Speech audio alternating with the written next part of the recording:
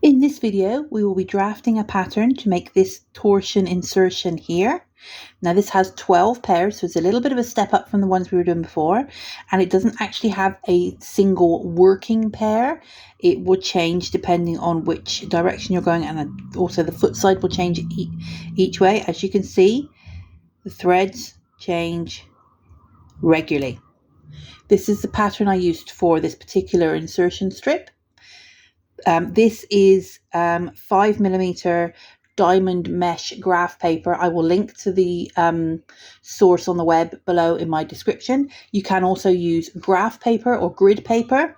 This is what it looks like on 5mm graph paper. Now this is a bit bigger than the one I use here. So if you were using 5mm grid book or 5mm graph paper, I would suggest you use a Perle 5 or an 8.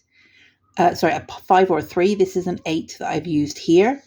Or you can use graph paper with 2mm squares and use a 2x2 block. So instead of using a 1x1, which is here, you see I marked the corners, you would use each 2 squares as 1. That will give you a 4mm square, which is the same size as this one. Again, I will link all these information down below in my description. So for this particular one, we're drafting it all out to make this size strip to use with the Perle 8. It has straight sides, which we have not covered before, and I have used torsion ground in this particular strip.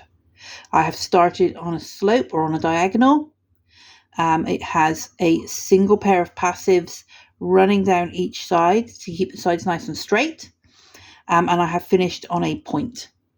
So to draft this particular pattern out, we start with a line of 8 diagonal dots, and then you just mark down at the point of each diamond or at the bottom of your 2x2 squares if you're using graph paper, and you can go down as far as you need.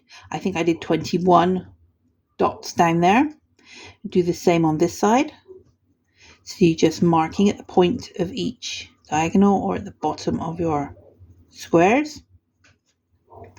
Okay, now that's the basic shape that we're aiming for. We are doing straight foot sides on this one, so you will need to put a line in for your passives. So it goes between those 2 pinholes there on each side. So between the edge pinhole and the line that you've just made. Okay, so there's that one. And then this one actually goes on the outside of that one. So just a little bit outside of that one. Okay. So now you have your 2 lines on there. So on here, you now need to mark in between those 2 dots. All the way down. Okay, that's what a straight edge foot side looks like. We now need to do the same on this side. So we're going on the inside of this one. So it's again in between the 2. That gives us this nice straight edge that you can attach to cloth, or you can use it as an insertion, you can use it as an edging. It's really quite a very strong twisted foot side, ideal for sewing or joining, all sorts of things too. And now we're just adding all the diagonal pins in the middle. So it's literally just every intersection requires a dot. Just all the way down as far as you want to go to make it your size shape. You can do a small one, you can do a large one. It really doesn't matter. We're just working out how to draft a pattern and what patterns look like, what the individual elements look like. And then we're nearly finished. So there's a couple of ways you can finish it as well. So you can finish it on a slant. So it ends up looking like that. Not a problem. You just carry on, just maybe take that line there, and that's where you would finish. You can follow on a straight edge. So it looks like that. So that would be those ones there. or you can do what I do, and I just worked my way across until they would all join up into a nice little point and make a little V shape at the bottom. Well, however you want to do it, that's absolutely fine. Just remember, we're starting on a diagonal. How you want to finish it is entirely up to you.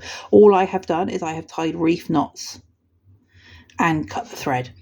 You can add a tassel, you can add beads, you can add plaits, you can do all sorts of different things there. You can do a little bit of macrame at the bottom, you can crochet around it. If you're sewing it into something, just leave these a lot longer so that you can sew them into the fabric that you're using with it. But here, as you can see, is your new pattern. On this particular pattern, which I have just used a normal Sharpie pen on, I have added these two circles here at the top of the lines. The lines represent these passives here and here. And the reason I have marked them above the start line is because these are temporary pins. So when I work a little bit of lace, I probably do 2 or 3 rows, these pins will come out and you will just pull these down a little bit and those loops will disappear. This is what gives us this nice straight edge without adding any extra pinholes into the pricking. And again, here you can just see I've put orange lines at the bottom. That just means all I have done is I have worked them to the end of the row. I have pulled them back out of the work. And then when I have tied everything off, I have just cut them off. They are worked in whole stitch or whole stitch and twist, depending on how you would like to work these, or cloth stitch and twist. And then because they are worked tightly all the way down, you don't need to tie them off. You can actually cut them really quite close. So now we have our pattern draft. You can either use this particular one, cut it out, pop it on some card, cover it with contact or packing tape, just so that you don't get the pencil marks on your lace, and also so the pattern stays a little bit longer. You are able to get more tension on a pattern if it's got card backing. If you're pricking it on pricking card, this is your template. Stick it to your pricking card, prick each dot, take that one out and add your markings again.